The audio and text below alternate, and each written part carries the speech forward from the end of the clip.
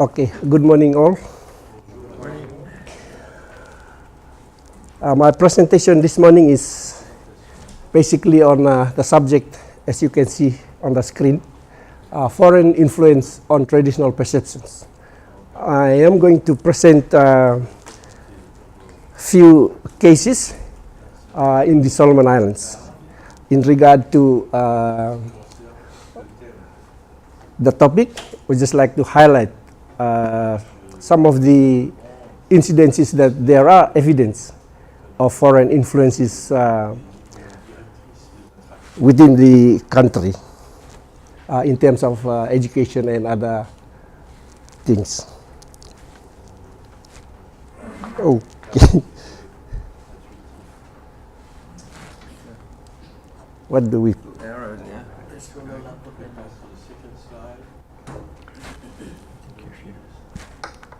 Oh, okay. Thank you. Just to give you the background context of this presentation, I'm presenting two cases. One is actually based in Honiara, and the other one is on the island of Malaita.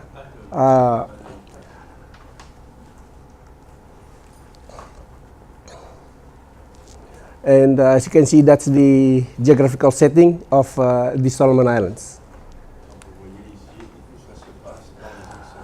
The two cases that I'd like to present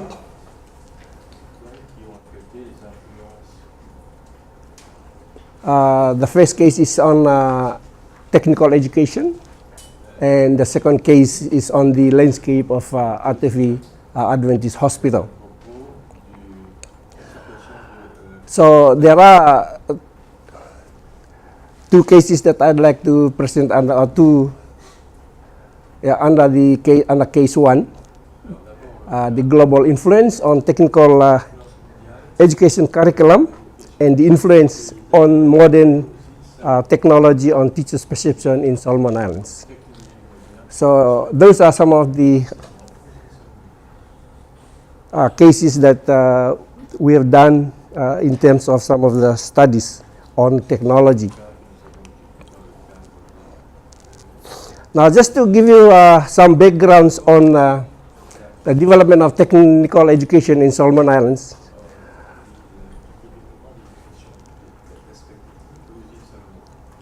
Technical education was first established in 1965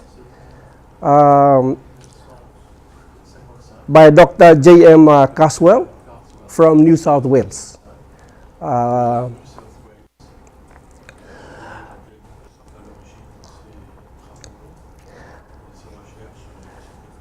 And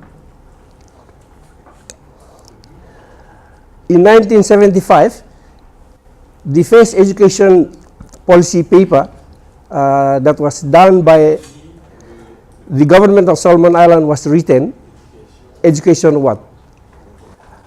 This is the policy which questions the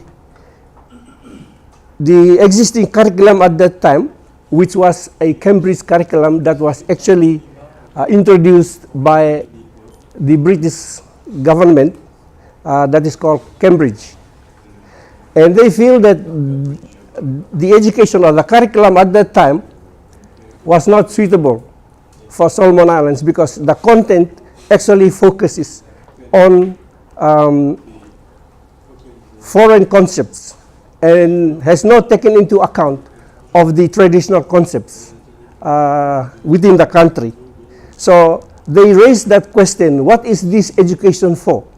Now, this is prior to independence, and then they have written a policy, and I'm particularly interested in the bullet point C, which basically focuses on the technical aspect of education. And it says that the aim of education should actually provide the basis for technical learning and employment in agriculture, trade, and industry.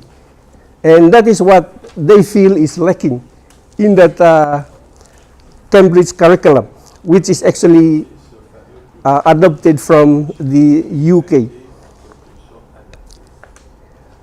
Now, after independence, the Solomon Islands then go ahead and establish what they call the PSS.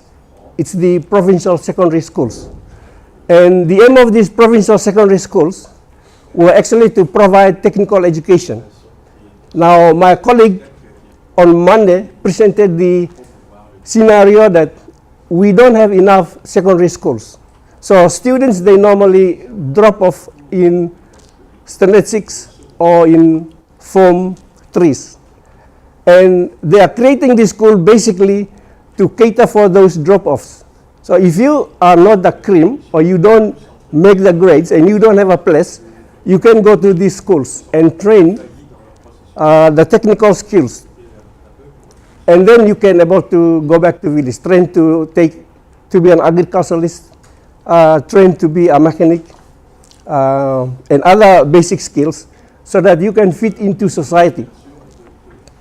Now, the study done by Key in 1994, he then stated that that education system was then deviated, which means it's no longer focused on technical skills.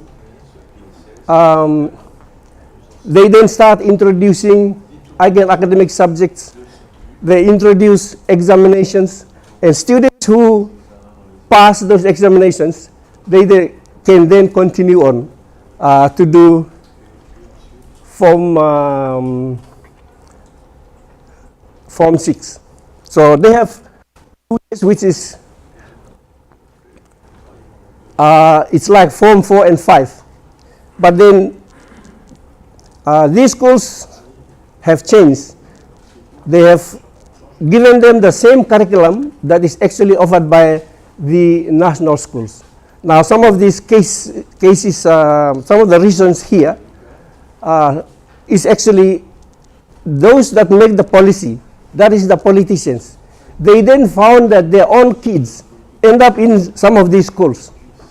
And they don't like the idea because they want their kids to be doctors, to be lawyers, rather than become agriculturalists. Here we have Alan, Professor Alan, who is an agriculturalist. He still end up as a professor. But they don't see the importance of those skilled fields. So they supported those schools, and those schools then again become national schools, just like the other schools. So the idea of establishing technical schools have failed after that.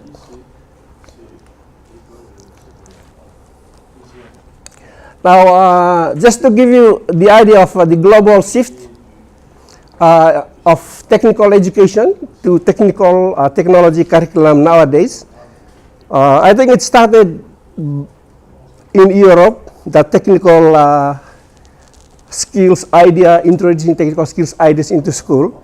They started with craft, and then they have technical and vocational. Then it shifted to craft design and technology. And then it's design and technology. Then they drop off the design aspect and left with technology, and then technological literacy, and then they move on to technology citizenship. Now, as the shift is evident in the global technology curriculum or technical education, Solomon Island has also taken that direction as well. Like in 1960, we have woodwork, and as it goes, 70s, manual arts, they change into industrial arts, and then the design technology comes in, and then technology. Now, this is basically because we normally have consultants from overseas, so they come in with their ideas, and they also bring those changes as they develop the curriculum.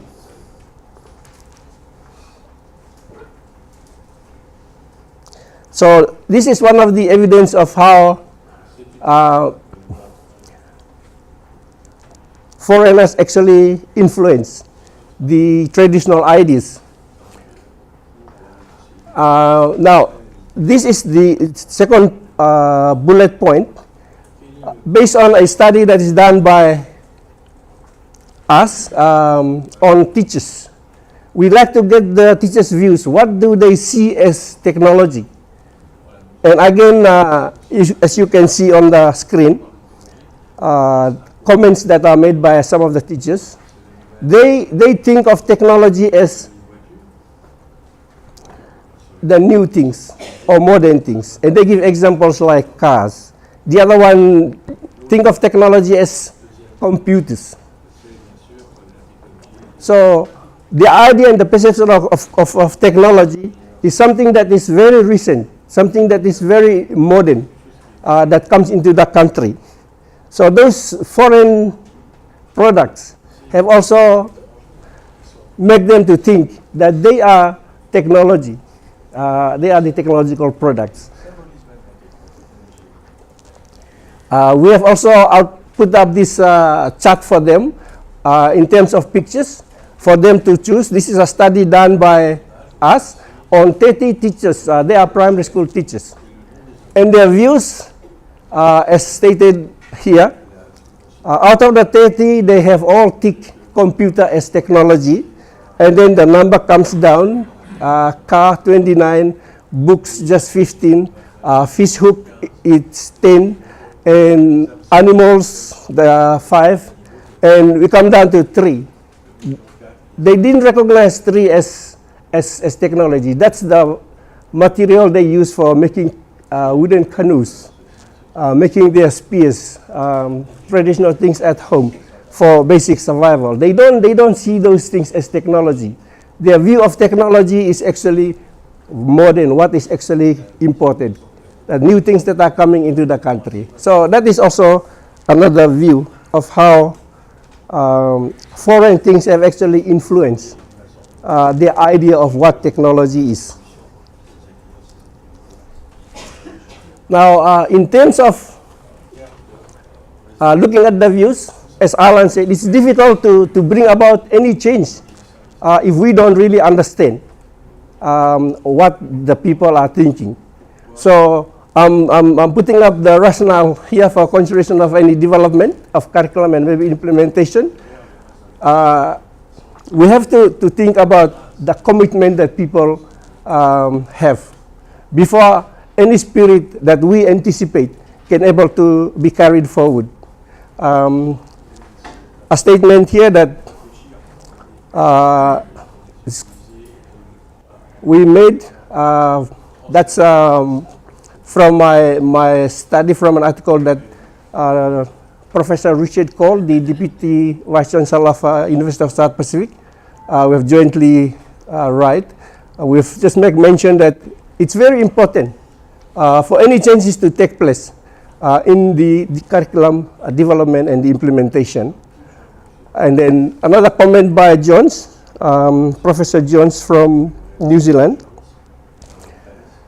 says teachers' strong belief needs to be changed, or otherwise they will influence what is going to be taught.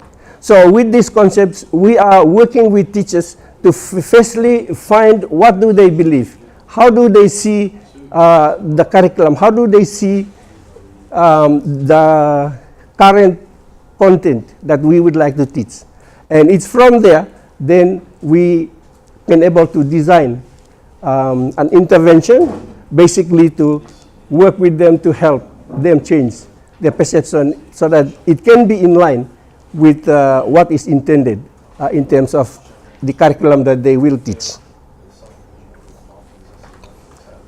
So in light of interventions, we give them some of these concepts to broaden their views, like technology is not just limited. Here we presented the restricted meaning, and then we also presented the general meaning, that it's broad. I remember on Monday when Professor Jean was asking me, what is your field? I told him technology, and he said, what technology? Technology is a broad field, it's a general. So there is a general aspect of technology, but then there is also a restricted meaning of technology. So technology is a big area, and we try to bring this concept across so that they can be aware that it includes the technical aspect, it also has a cultural aspect, and it also has an organizational aspect. And this is actually sourced by Pacey, who came up with these concepts. And we put up the meaning of technology as authors have defined technology as a social process that take into account of economic, cultural, and social values, and all this problem solving that engineers are actually putting into practice. So we again highlighted the nature of technology to them.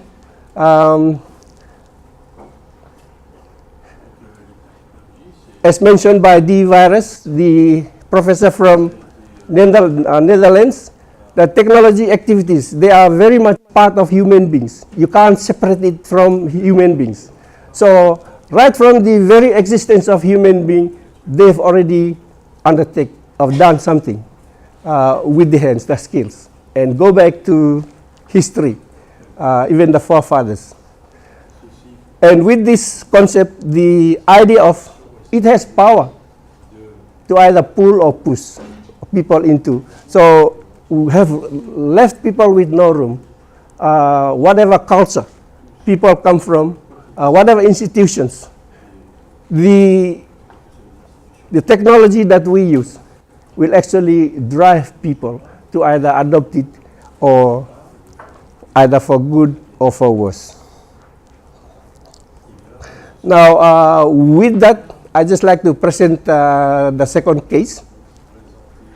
It is a case on landscape. Now, this came out in the Solomon Island newspaper in 2006. So I find it very, very interesting. So I'd like to present this now. This is actually a story.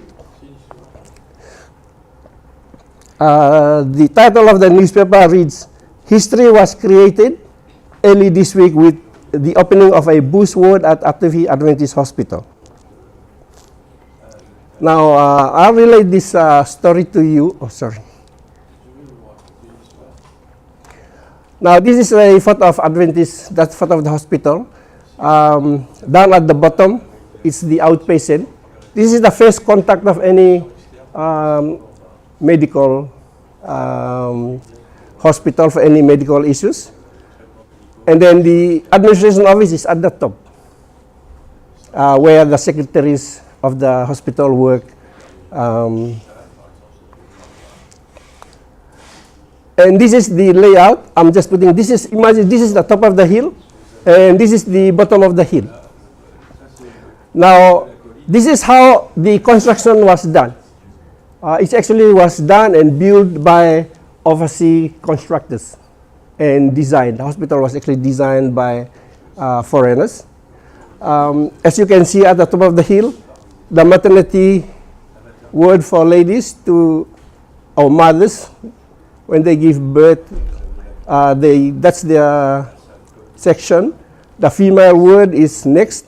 Then we have the male ward, and that was the outpatient. Now, the belief setting or belief system of these people,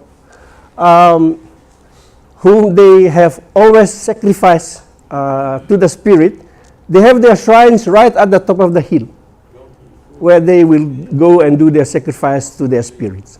Ladies' place is at the bottom. In the river system, where they have baths, men will use the top part of the river, and ladies and children will be using the bottom part of the river. And when this hospital was built, it actually built in opposition to the way they think. They put the maternity and the female ward on top. So those people in the bush people, never come to this hospital for treatment because it's against their belief system.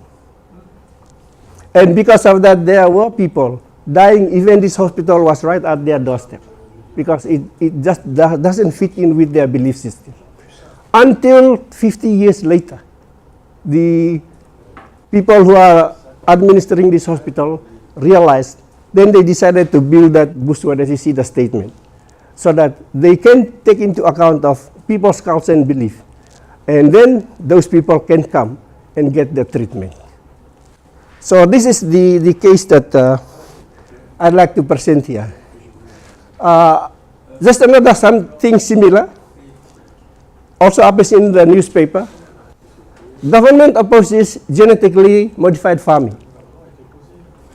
Now it works in other countries, but they don't feel, again this is the lawmakers, they don't feel that this is right for Solomon Islands. There are plenty land, maybe it's not, they haven't reached the stage that Papua New Guinea is currently in.